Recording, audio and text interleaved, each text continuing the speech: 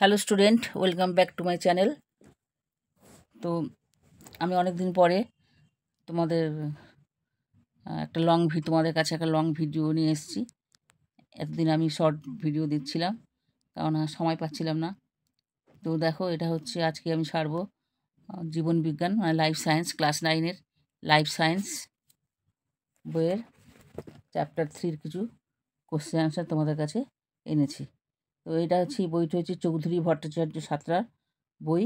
এই বইটা থেকে চ্যাপ্টার 3-এর যে কোশ্চেনগুলো আছে ক্লাস 9-এর জৈবনিক প্রক্রিয়া, এর অনুশীলনের কোশ্চেন আনসারগুলো আমি আজকের নিয়ে এসেছি। তো এগুলো তোমাদের অনেক উপকারে লাগবে। তোমাদের চ্যাপ্টারটা পড়ে তার কোশ্চেন আনসারগুলো খুঁজে খুঁজে লিখতে একটু সময় লাগে, তো আমি সেই কাজটা অনেক সহজ করে দিয়েছি। কোশ্চেনের আনসারগুলো লিখে দিয়েছি, এবং তোমরা এগুলো পড়লেই তোমরা পরীক্ষায় ভালো করে লিখতে পারবে এবং তোমাদের সময় অনেক বাঁচবে। তো আশা করি ভিডিওটা তোমাদের ভালো লাগবে এবং তোমাদের অনেক উপকারে লাগবে। তো চলো, এখন আমি শুরু করব। অনুশীলনের যে কোশ্চেনগুলো আছে সেই কোশ্চেনগুলো এখন আমি শুরু করব। তো দেখো, এখানে ক্লাস 9-এর লাইফ সায়েন্সের চ্যাপ্টার 3 জৈবনিক প্রক্রিয়া থেকে কোশ্চেন আনসারগুলো দিয়েছি। হাতে কলমে যে প্রশ্নগুলো আছে তার উত্তরগুলো লিখেছি আমি। এটা হচ্ছে চৌধুরী ভট্টাচার্য সাঁতরার বই। তো প্রথমে এই চ্যাপ্টার তো অনেক বড়, যারা পড়েছো তারা নিশ্চয়ই দেখেছো। তো সেই চ্যাপ্টারে বড় বলে ভাগ ভাগ করে প্রশ্নগুলো দেওয়া আছে এবং সেইভাবে উত্তরগুলো লেখা আছে। তো প্রথম হচ্ছে সঠিক উত্তর নির্বাচন করো।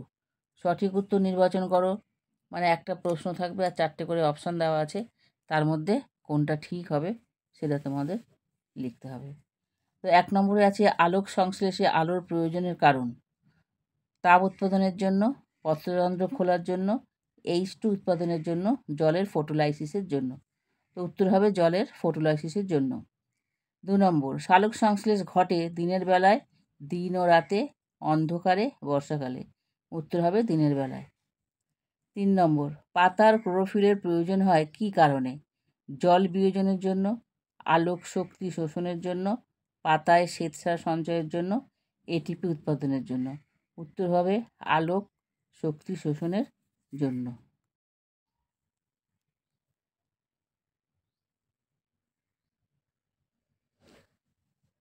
4 নম্বরে, সালোক সংশ্লেষ কোন গ্যাস ব্যবহৃত হয়? সালোক সংশ্লেষে oxygen, nitrogen, carbon dioxide, hydrogen. Carbon dioxide ব্যবহৃত হয়। জলে পরিবহন কার মাধ্যমে ঘটে? জাইলেম, ফ্লোয়েম, উভয় কোনোটিই নয়। এ জাইলেম। 6 নম্বর, বাষ্পমোচনে নিয়ন্ত্রণ করে কে? HCl, H2SO4, abscisic acid, HNO3। উত্তর হবে অ্যাবসিসিক অ্যাসিড। বাহক প্রোটিন পাম্পের প্রয়োজন হয় ব্যাপনে, অভিষ্টবনে, সক্রিয় পরিবহনে, বাষ্পমোচনে। উত্তর হবে সক্রিয় পরিবহনে। নেক্সট হচ্ছে অতি সংক্ষিপ্ত উত্তরভিত্তিক প্রশ্ন। তো সেখানে প্রথমে আছে এক কথায় উত্তর দাও। জলের আলোক বিশ্লেষণকে কি বলে? 1 নম্বরে উত্তর ফটোলাইসিস। 2 নম্বর, কোন বিজ্ঞানী সালোক সংশ্লেষের অন্ধকার বিক্রিয়া পর্যবেক্ষণ করেন? উত্তর বিজ্ঞানী ব্ল্যাকম্যান। 3 নম্বর, ফোটন কণা কোথায় থাকে? উত্তর হচ্ছে সূর্য। 4 নম্বর, একটি গাছের উদাহরণ দাও যার মূলে সালোক সংশ্লেষ ঘটে। গুলঞ্চ। এই গুলঞ্চ গাছের যে মূল আছে সেটা সবুজ রং, তার মধ্যে ক্লোরোফিল আছে, সেই জন্য সালোক সংশ্লেষ ঘটে। 5 নম্বর, একটি ব্যাকটেরিয়ার উদাহরণ দাও যেখানে সালোক সংশ্লেষ হয়। উত্তর হচ্ছে রোডোসিউডোমোনাস। 6 নম্বর, কোন বিজ্ঞানী প্রোটোপ্লাজমকে জীবনের ভৌত ভিত্তি বলে বর্ণনা করেছেন? উত্তর বিজ্ঞানী হাক্সলে। 7 নম্বর, সক্রিয় পরিবহন কাকে বলে? শারীরবৃত্তীয় প্রয়োজনে লবণের আয়নগুলি যখন বিপাকীয় শক্তি সাহায্যে কম ঘনত্বযুক্ত স্থান থেকে অধিক ঘনত্বের অভিমুখে প্রবাহিত হয় তখন তাকে সক্রিয় পরিবহন বলে। এটিপি অণু বিশ্লিষ্ট হয়ে যে শক্তি নির্গত হয় তা সক্রিয় পরিবহনে ব্যবহৃত হয়। বি হচ্ছে শূন্যস্থান পূর্ণ করো। 1 নম্বরে ড্যাশ +12H2O থেকে কি তৈরি হচ্ছে? C6H12O6 +6CO2 +6H2O। এখানে হবে 6CO2। 2 নম্বর, পাতার ড্যাশ ত্বকে বেশি পত্ররন্ধ্র থাকে? নিম্ন ত্বকে। 3 নম্বর, ড্যাশ মূলে সালোক সংশ্লেষ হয়। সবুজ মূলে, সবুজ মূল কার আছে? গুলঞ্চ। তো সবুজ মূলে সালোক সংশ্লেষ হয়। 4 নম্বর হচ্ছে রঞ্জক। রঞ্জক সূর্যালোকের সৌরশক্তি শোষণ করে সক্রিয় হয়। এখানে ড্যাশে হবে সূর্যালোকের। 5 নম্বর, জলের হাইড্রোলিসিস ঘটলে হাইড্রোজেন ও ড্যাশ উৎপন্ন হয়। ড্যাশে হবে হাইড্রক্সিল। 6 নম্বর, সালোক সংশ্লেষ একটি ড্যাশ বিপাক। কী হবে? উপচিতি বিপাক। বিপাক। 7 নম্বর, ম্যাঙ্গানিজ একটি ড্যাশ উপাদান। মাইক্রো বা স্বল্পমাত্রিক উপাদান। সি হচ্ছে সত্য বা মিথ্যে নির্ণয় করো। যেসব উদ্ভিদ খাদ্য উৎপাদনে অক্ষম তাদের হেটারোট্রফ বলে। এটা হচ্ছে মিথ্যা। 2 নম্বর, ইউগ্লিনা সালোক সংশ্লেষে সক্ষম প্রাণী। এটা হলো সত্য। 3 নম্বর, জলের আলোক বিশ্লেষণের ফলে অক্সিজেন উৎপন্ন হয়। এটা হচ্ছে মিথ্যা। আলোক সংশ্লেষণের সময় O2 গ্যাস শোষিত হয়। এটা হচ্ছে মিথ্যা। সালোক সংশ্লেষণের ফলে শ্বেতসার উৎপন্ন হয়। এটা হচ্ছে মিথ্যা। বাম ও ডান স্তম্ভ মেলাও। তো 1 নম্বর হচ্ছে সূর্যালোক। সূর্যালোকের সঙ্গে হবে ফোটন কণা। 2 নম্বর হচ্ছে অন্ধকার দশা। অন্ধকার দশার সঙ্গে হবে ব্ল্যাকম্যান বিক্রিয়া। 3 নম্বর হচ্ছে আয়রন। আয়রনের সঙ্গে হবে ট্রেস এলিমেন্ট। 4 নম্বর হচ্ছে অর্ধভেদ্য পর্দা। এর সঙ্গে হবে অভিস্রবণ।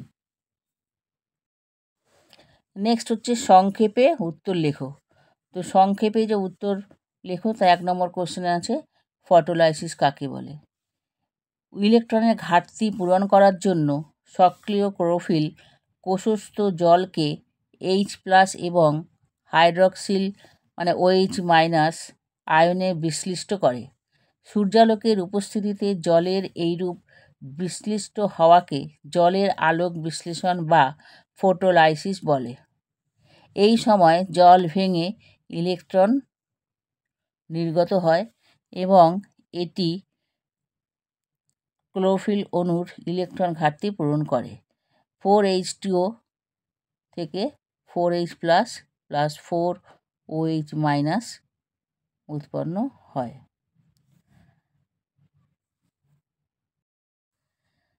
2 নম্বর, সালোক সংশ্লেষের প্রধান উপাদানগুলি কী কী? জল, কার্বন ডাইঅক্সাইড, রঞ্জক পদার্থ ক্লোরোফিল ও ক্যারোটিনয়েড এবং সূর্যালোক। 3 নম্বর প্রশ্ন হচ্ছে সালোক সংশ্লেষ কাকে বলে? যে শারীরবৃত্তীয় প্রক্রিয়ায় ক্লোরোফিলযুক্ত কোষে সূর্যালোকের উপস্থিতিতে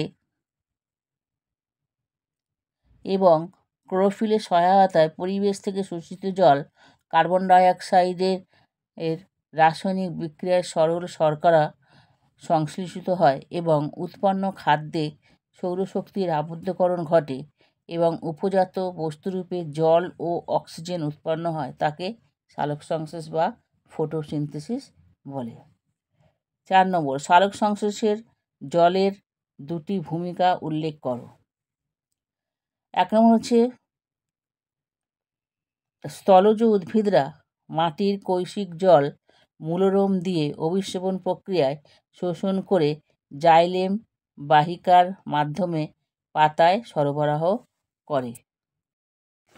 2 নম্বর হচ্ছে জলজ উদ্ভিদ জলাশয় থেকে দেহের নিমজ্জিত তল দিয়ে ব্যাপন প্রক্রিয়ায় জল শোষণ করে। 5 নম্বর, আলোক বিক্রিয়ার শেষ পদার্থগুলো কী কী? NADPH + H+, O2, H2O এবং ATP। 6 নম্বর, অঙ্গার আত্তীকরণ কাকে বলে? CO2 এর স্থিতিকরণ এবং PG এর গঠন পর্যায়ে কোষস্থ 5 কার্বনযুক্ত শর্করা যৌগ রাইবোলোজ বিসফসফেট গ্রাহক রূপে বায়ুমণ্ডলের কার্বন ডাইঅক্সাইডের সঙ্গে যুক্ত হয় ও কার্বনযুক্ত স্থায়ী যৌগ ফসফোগ্লিসারিক অ্যাসিড তৈরি করে।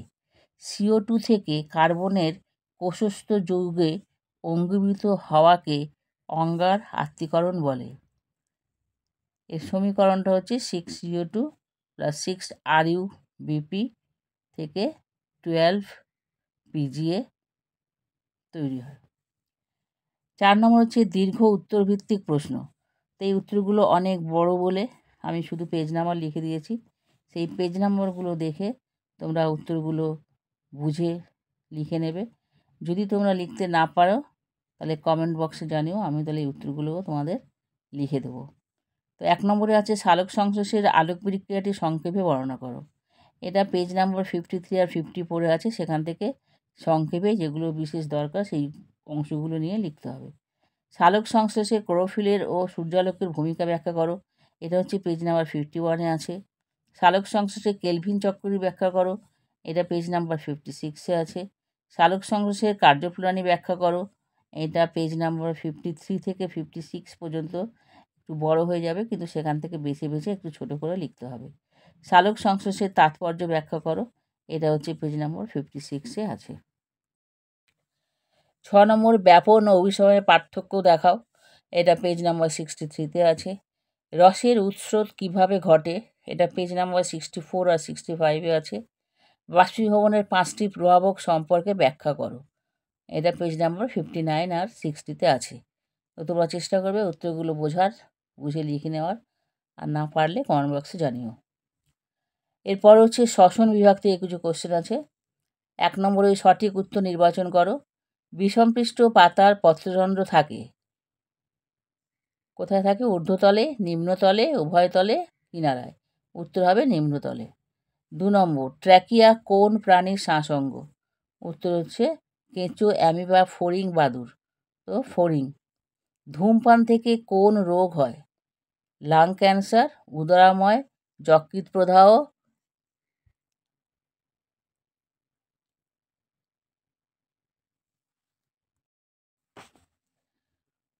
নেক্সট হচ্ছে অতি সংক্ষিপ্ত উত্তরভিত্তিক প্রশ্ন। এক কথায় উত্তর দাও। 1 নম্বর ফুসফুসের আবরণীকে কি বলে? প্লুরা।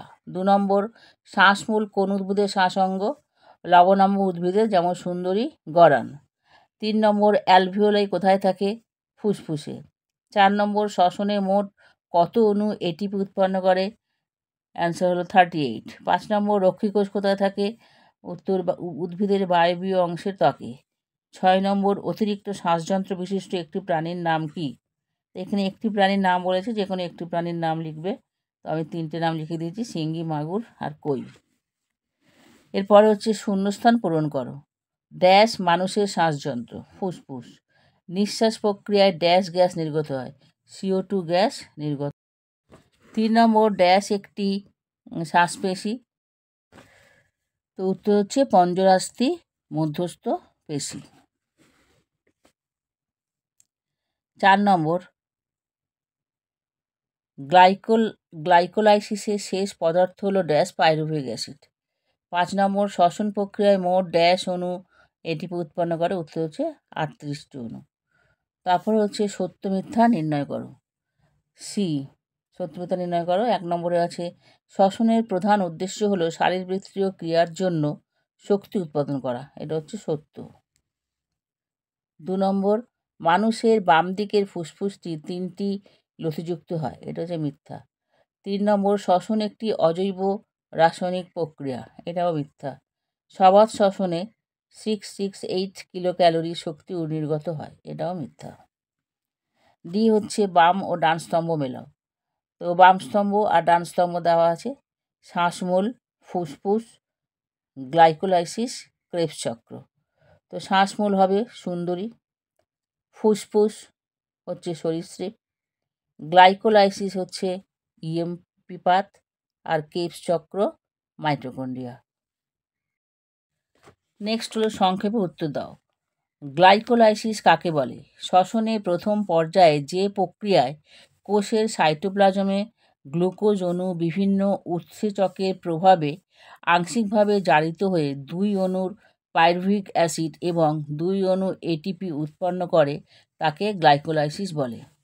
শ্বসনের 2টি তাৎপর্য উল্লেখ করো। 2 নম্বর একটা হচ্ছে সালোক সংশ্লেষ প্রক্রিয়ায় যে সৌরশক্তি স্থৈতিক শক্তিরূপে খাদ্যের মধ্যে আবদ্ধ হয়, সেই শক্তি শ্বসন প্রক্রিয়ায় তাপশক্তি ও গতিশক্তি রূপে মুক্ত হয়ে জীবের বিভিন্ন বিপাকীয় ও শারীরবৃত্তীয় কার্যে, যেমন পুষ্টি, বৃদ্ধি, রেচন, জনন, চলন, গমন ইত্যাদিতে ব্যবহৃত হয়।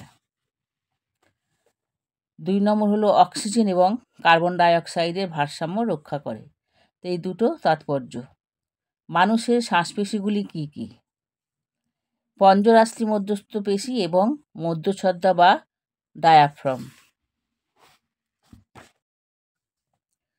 সন্ধান কাকে বলে? যে শ্বসন প্রক্রিয়ায় শ্বসন বস্তু অক্সিজেনের অনুপস্থিতিতে ব্যাকটেরিয়া, ইস্ট জাতীয় ছত্রাকের দেহকোষ নিঃসৃত উৎসেচকের প্রভাবে আংশিকভাবে জারিত হয়ে বিভিন্ন জৈব যৌগ উৎপন্ন হয়ে কোষের বাইরে সঞ্চিত হয় এবং শ্বসন বস্তুস্থিত শক্তির আংশিক নির্গমন ঘটে, তাকে সন্ধান বলে।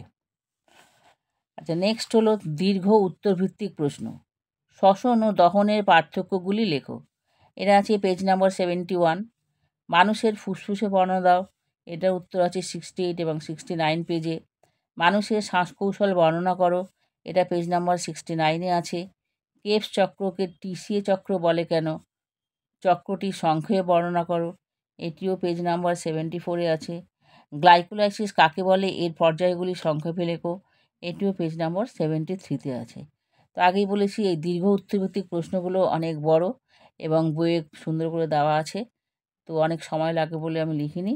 তো পেজ নাম্বার দেওয়া আছে, সেখান থেকে তোমরা দেখে নেবে। যদি বুঝতে না পারো কমেন্টে বলবে, তাহলে আমি চেষ্টা করব লিখে দেওয়ার।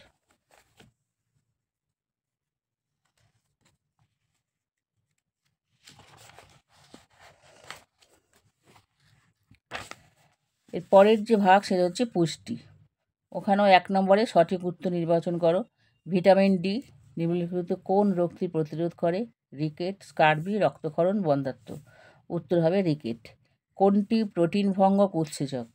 Amylase, gastric lipase, maltase, trypsin. উত্তর হবে ট্রিপসিন। গোবলেট কোষ কোথায় থাকে? পাকস্থলী, অগ্নাশয়, আন্ত্রিক গ্রন্থি ও যকৃৎ। উত্তর হবে আন্ত্রিক গ্রন্থি। কাদের ক্ষেত্রে মিথজীবীয় পুষ্টির লক্ষ্য করা যায়? লাইকেন, শ্বেতচন্দন, মিউকর, ইস্ট। উত্তর হবে লাইকেন। অতি সংক্ষিপ্ত উত্তরভিত্তিক প্রশ্ন, এক কথায় উত্তর দাও। হলজৈবিক পুষ্টির শেষ ধাপটি কি? বহিষ্করণ। একটি প্রোটিন ভঙ্গক উৎসেচকের উদাহরণ দাও যা অগ্নাশয় রসে থাকে। উত্তর হবে কাইমোট্রিপসিন। বিএমআরের পুরো নাম কি? বেসাল মেটাবলিক রেট, যেটাকে বাংলায় বলা হয় মৌল বিপাকীয় হার। একটি সুষম খাদ্যের উদাহরণ দাও। মাতৃস্তন দুগ্ধ। পিত্ত মানুষের ক্ষুদ্রান্তের কোন অংশে ক্ষরিত হয়? যকৃতে। এর নেক্সট হচ্ছে শূন্যস্থান পূরণ করো। ড্যাশ প্রাণীর পরজীবীয় পুষ্টির লক্ষ্য করা যায়? উত্তর হচ্ছে ফিতাকৃমি। মানুষের ড্যাশ ই কোলি বাস করে? মানুষের অন্ত্রে। টায়ালিন শ্বেতসারকে ড্যাশে পরিণত করে? মল্টোজে। ড্যাশ রোগে বিএমআর কমে যায়? হাইপোথাইরয়েডিজম রোগে বিএমআর কমে যায়। সত্য বা মিথ্যা নির্ণয় করো। ডিমকে সুষম খাদ্য বলা হয়? মিথ্যা। সালোক সংশ্লেষে এক প্রকার উপযুক্তিমূলক বিপাক, এটা সত্য। পেপসিন প্রোটিনকে পেপটোনে পরিণত করে? এটা সত্য। পাইন গাছের মূলে মাইকোরাইজা নামক ছত্রাক বসবাস করে? এটা হচ্ছে সত্য। বামস্তম্ভ ও ডান স্তম্ভ মেলাও। পতঙ্গভোগ পুষ্টি কোথায় হয়? ড্রসেরায়। গোল কৃমি অন্তঃপরজীবী। সিকাম বৃহদন্ত্র। আন্ত্রিক গ্রন্থি মল্টেজ। নেক্সট হচ্ছে সংক্ষেপে উত্তর দাও। টায়ালিন উৎসেচকটি কোন জাতীয় খাদ্যের পরিপাকে সাহায্য করে? এটি কোন গ্রন্থি থেকে ক্ষরিত হয়? তো টায়ালিন হচ্ছে শর্করা জাতীয় খাদ্যের পরিপাক করে, আর এই গ্রন্থি থেকে লালা গ্রন্থি ক্ষরিত হয়। আত্তীকরণ কাকে বলে? যে প্রক্রিয়ায় শোষিত সরল খাদ্য কোষের প্রোটোপ্লাজমের অংশীভূত হয় তাকে আত্তীকরণ বলে। উপচিতি ও অপচিতি বিপাকের দুটি পার্থক্য দেখাও।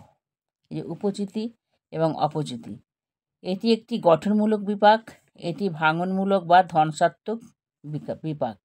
2 নম্বর, এই বিপাকে জীবদেহের শুষ্ক ওজন বৃদ্ধি পায়, এই বিপাকে জীবদেহের শুষ্ক ওজন হ্রাস পায়। এখানে দুটি বলেছে, যে কোনো দুটো লিখে দিলেই হবে। আমি বই থেকে 3টেই লিখে দিয়েছি। এই বিপাকে সরল যৌগ থেকে জটিল যৌগ সৃষ্টি হয়, যেমন সালোকসংশ্লেষ ও পুষ্টি। আর এই বিপাকে জটিল যৌগ ভেঙে সরল যৌগ সৃষ্টি হয়, যেমন হচ্ছে শ্বসন আর রেচন। প্রাণী পুষ্টির পর্যায়গুলি কি কি? পর্যায়গুলি হলো খাদ্য গ্রহণ, তারপর পরিপাক, তারপরে শোষণ, তারপরে আত্তীকরণ ও তারপরে বহিষ্করণ। মৃতজীবী ও মৃতজীবী উদ্ভিদের দুটি পার্থক্য দেখাও। মৃতজীবী জীবগুলি মৃত বা ক্ষয়প্রাপ্ত জৈব পদার্থ থেকে খাদ্য গ্রহণ করে। আর মৃতজীবী হলো 2 বা ততোধিক জীব একে অপরের সাথে সহযোগিতা করে এবং তাদের খাদ্য ও পুষ্টির জন্য একে অপরের উপর নির্ভরশীল থাকে। 2 নম্বর হচ্ছে অন্য জীবের সঙ্গে সরাসরি কোনো সম্পর্ক থাকে না। এখানে হচ্ছে 2 বা ততোধিক জীব এবং অপরের সাথে ঘনিষ্ঠ স্থাপন করে এবং একে অপরের উপর নির্ভরশীল। এর উত্তর হলো ছত্রাক ও ব্যাকটেরিয়া। এর উত্তর হলো লাইকেন, যেটা নাকি ছত্রাক ও শৈবাল নিয়ে তৈরি হয়। সুষম খাদ্য কাকে বলে? ব্যক্তি বিশেষের পুষ্টি সাধন, স্বাভাবিক বৃদ্ধি, কর্মশক্তি উৎপাদন, দৈহিক ক্ষয়পূরণ ইত্যাদির জন্য প্রয়োজনীয় কার্বোহাইড্রেট, প্রোটিন, ফ্যাট, খনিজ লবণ, ভিটামিন ও জল, এই 6টি উপাদান নির্দিষ্ট আনুপাতিক মিশ্রণে প্রস্তুত যে খাদ্য থেকে উপযুক্ত পরিমাণে ক্যালোরি পাওয়া যায় তাকে সুষম খাদ্য বলে, যেমন মাতৃস্তন দুগ্ধ। পরের প্রশ্ন, উৎসেচককে কেন জৈব অনুঘটক বলা হয় তার 2টি কারণ লেখো। এরা বিশিষ্ট সাবস্ট্রেটের উপর কাজ করে, এরা জৈব রাসায়নিক বিক্রিয়ার হারকে ত্বরান্বিত করে এবং বিক্রিয়া শেষে নিজে অপরিবর্তিত থাকে, তাই এদের জৈব অনুঘটক বলে। নেক্সট হচ্ছে দীর্ঘ উত্তরভিত্তিক প্রশ্ন। কোন জাতীয় খাদ্য প্রাণীদেহে নাইট্রোজেনের চাহিদা পূরণ করে? ওই জাতীয় খাদ্যের তাপন মূল্য কত? শর্করা জাতীয় খাদ্যের পুষ্টিগত গুরুত্ব উল্লেখ করো। এটাও তোমরা বই থেকেই লিখবে, আমি 2টো লিখে দিয়েছি। কোন জাতীয় খাদ্য প্রাণীদের নাইট্রোজেন চাহিদা পূরণ করে? প্রোটিন জাতীয় খাদ্য। ওই জাতীয় খাদ্যের তাপন মূল্য কত? প্রতি গ্রামে 4.1 ক্যালোরি। বিএমআর কাকে বলে? প্রাপ্তবয়স্ক লোকের বিএমআর কত? এটা পেজ নাম্বার 88-এ আছে। কাকে বলে এটা? একজন প্রাপ্তবয়স্ক লোকের বিএমআর হলো দেহত্বকের প্রতি বর্গমিটার আয়তনের জন্য প্রতি ঘন্টায় 40 কিলো ক্যালোরি।